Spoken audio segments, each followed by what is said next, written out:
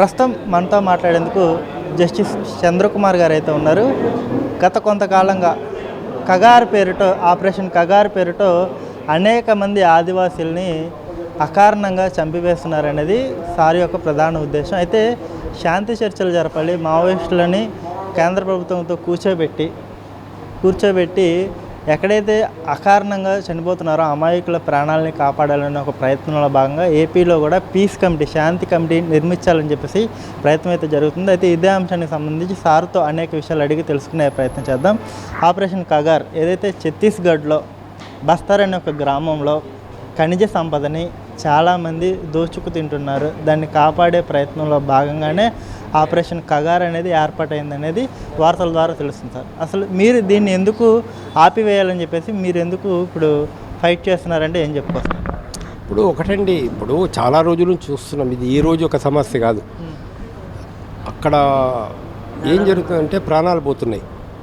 ఈ ప్రాణాలలో అనేక మంది అమాయకులు కూడా చనిపోతున్నారు. 6 నెలల పసికందు కూడా తుటాలకు బలైన సంఘటన మన కళ్ళలకు నీళ్ళు తెప్పిస్తుంది.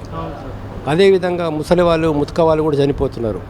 ఇప్పుడు మావోయిస్టులకు ఇటు ప్రభుత్వ దళాలకు మధ్య ఘర్షణ జరిగే సందర్భంగా ఆ గ్రామాలలో ఆదివాసీలు ఊరు విడిచి బయటకు పోయే పరిస్థితి లేదు, ఇంట్లో నుంచి బయటకు వచ్చే పరిస్థితి లేదు. మామూలుగా వాళ్ళకు మన మాదిరిగా టాయిలెట్స్ ఉండవు, వాళ్ళు ఊరు బయటకే వెళ్తారు.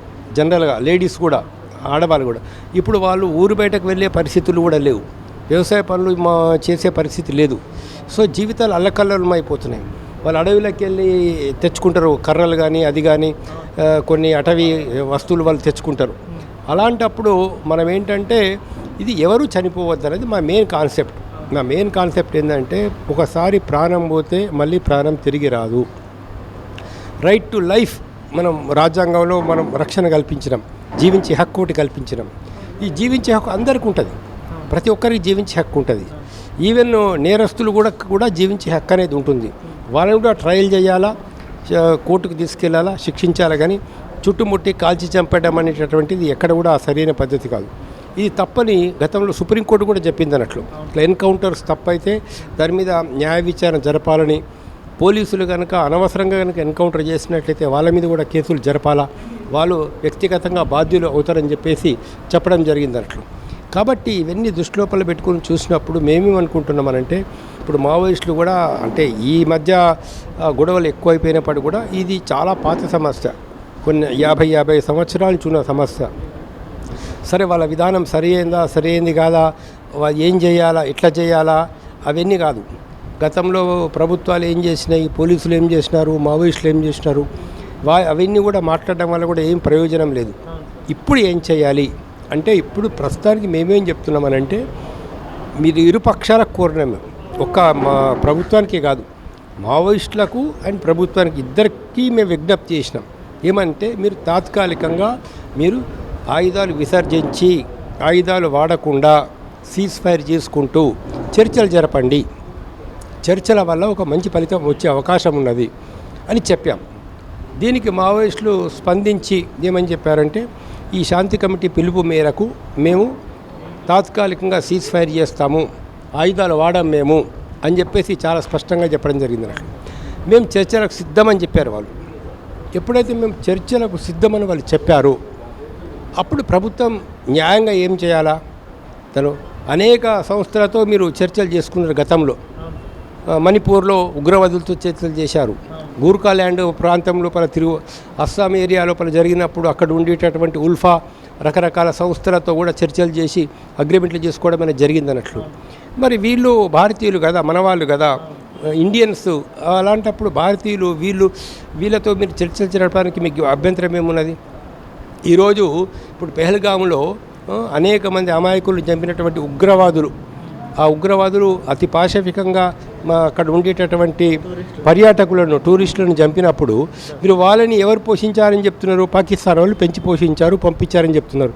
పాకిస్తాన్ శత్రుదేశం అంటున్నారు. ఒక శత్రుదేశంతో చర్చలు జరుపుతున్నారు, సెటిల్మెంట్ చేసుకుంటున్నారు, సీజ్ ఫైర్ పాటిస్తున్నారు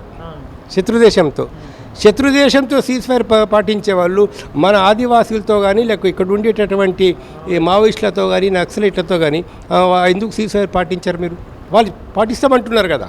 మావోయిస్టులే స్వచ్ఛందంగా ఉం?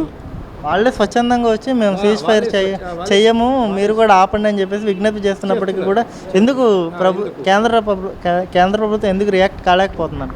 అంటే ఇప్పుడు ఒక ఎన్సర్కల్ చేసి వాళ్ళు మేము ఆయుధాలు వాడమని చెప్తున్నప్పుడు అక్కడికి బలగాలను పంపించి వాళ్ళని వేటాడి ఎన్సర్కల్ చేసి చంపడం మట్టుకు అది చాలా అంటే మానవత్వంతో కూడుకున్న విషయం కాదు. అది పూర్తిగా రాజ్యాంగానికి విరుద్ధము, చట్టానికి విరుద్ధం. సరే వాళ్ళు అట్లా ఎందుకు చేస్తున్నారు, కేంద్ర ప్రభుత్వం ఎందుకు చేస్తుందంటే అది వాళ్ళకి తెలియాలి, మనం ఎట్లా చెప్తామని. నా రీసెర్చ్లో భాగంగా ఏంటంటే సార్, ప్రధానంగా ఆపరేషన్ కగార్ అనేది ఏదైతే అటవీ సంపదని కొన్ని కార్పొరేట్ సంస్థలకు కట్టబెట్టడంలో భాగంగా మావోయిస్టులను చంపడంతో పాటు ఆదివాసీలను కూడా నిదానంగా నిర్మూలించే ప్రక్రియ ఈ ఆపరేషన్ కగార్ అనేది ఈ రీసెర్చ్లో తెలుస్తుంది సార్. దీన్ని మీరు ఏకీపిస్తారా? ఇప్పుడు విషయం ఏంటంటే ఒకసారి ప్రభుత్వం చర్చలు చేసిన తర్వాత వాళ్ళు వీళ్ళు కొన్ని అగ్రిమెంట్ల కోసం వచ్చిన తర్వాత అక్కడ మీరు ఎలాంటి అభివృద్ధి కార్యక్రమాలు చేయాలా చెయ్యొద్దు, రాజ్యాంగం ఏం చెప్తున్నది, షెడ్యూల్ 5 ఏం చెప్తున్నది, అటవీ యొక్క ఇప్పుడు ప్రకృతి రక్షణ చేసే చట్టాలు ఏం చెప్తున్నాయి, అవన్నీ వేరే విషయాలు. దానిలో అప్పుడు ఏం జరుగుతుందో అప్పుడు మనం ఏం చెప్పలేము. అయితే ఒకటి మట్టుకు వాస్తవం ఏంటంటే చర్చల లోపల వాళ్ళు కానీ వీళ్ళు కానీ సాహిత్యకమైనటువంటి డిమాండ్స్ పెట్టాలా, డెవలప్మెంట్ కోసం ప్రయత్నం చేయాలి. డెవలప్మెంట్ అంటే ఇప్పుడు మా ప్రభుత్వం ఏం ఆర్గ్యూ చేస్తున్నదంటే అక్కడ మేము ఎడ్యుకేషన్ కానీ వైద్య సౌకర్యాలను పెంచాలనుకుంటున్నామని చెప్తున్నారు. మంచిదే, పెంచండి. కానీ మేమేం ప్రశ్నిస్తున్నామంటే ఎక్కడైతే మావోయిస్టులు లేరో అక్కడ ఆదివాసీ ప్రాంతాల్లో నిజంగానే మీరు డెవలప్మెంట్ చేశారా, అక్కడ నిజంగానే స్కూల్స్ పెట్టారా, నిజంగానే అక్కడ జీవన పరిస్థితులు బాగుపడ్డాయా అంటే అక్కడ ఎందుకు చేయలేకపోతున్నారు డెవలప్మెంటు, దాన్ని ఇక్కడ ఎందుకు సాగుగా చూపిస్తున్నారు హలో. కాబట్టి అది కాదు, మనకు ఒక రియలిస్టిక్గా పోవాల్సిన అవసరం ఉందన్నట్టు. ఈ మధ్యకాలంలో AP deputy CM Pawan Kalyan కూడా నిజంగా ఆదివాసీల లైఫ్ స్టైల్ చాలా డిఫరెంట్గా ఉంటుంది, వాళ్ళు ప్రపంచానికి దూరంగా ఉంటారు, వాళ్ళకి కనీస సదుపాయాలు కూడా ఉండవని చెప్పేసి ప్రపంచానికి తెలియజేసే ప్రయత్నంలో భాగంగా స్వయంగా అక్కడికి వెళ్ళి అనేక వసతులు కల్పించే ప్రయత్నం చేస్తున్నారు. దీని మీద ఈ విషయాన్ని మీరు పవన్ కళ్యాణ్ గారి దృష్టికి కూడా తీసుకెళ్లే ప్రయత్నం చేస్తే బాగుంటుంది అనేది నా అభిప్రాయం. దీని మీద మీరు తప్పనిసరి ప్రతి ఒక్కరికి మేము ఆల్రెడీ ప్రధానమంత్రి గారికి చెప్పాము, హోంమంత్రి గారికి చెప్పాము, ఆర్ఎస్ఎస్ అధినేత మోహన్ భగవత్ గారికి కూడా లెటర్ రాశాము. చెప్పేదినండి అందరికీ, తెలంగాణ సీఎంకు చెప్పాము, అక్కడ అన్ని పార్టీల అధ్యక్షులకు కూడా లెటర్స్ పంపించాము, ప్రతి రాజకీయ పార్టీ వాళ్ళని కూడా కన్సల్ట్ చేస్తున్నాము, పవన్ కళ్యాణ్ని కూడా కన్సల్ట్ చేస్తాం. అంటే అతను ఈ మధ్యకాలంలో వాళ్ళ మీద ఎక్కువ ఫోకస్ చేశాడు కాబట్టి ఓకే.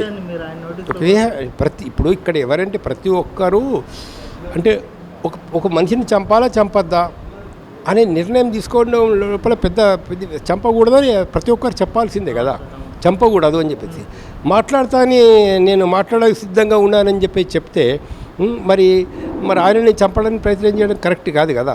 కాబట్టి మానవత్వం ఉన్న ప్రతి ఒక్కరు కూడా, ఆలోచించే ప్రతి ఒక్కరు కూడా, హృదయం ఉన్న ప్రతి ఒక్కరు కూడా ఈ యొక్క శాంతి చర్చలకు పూనుకోవాలా, దీనికి మద్దతు ఇవ్వాలని కోరుతున్నాం.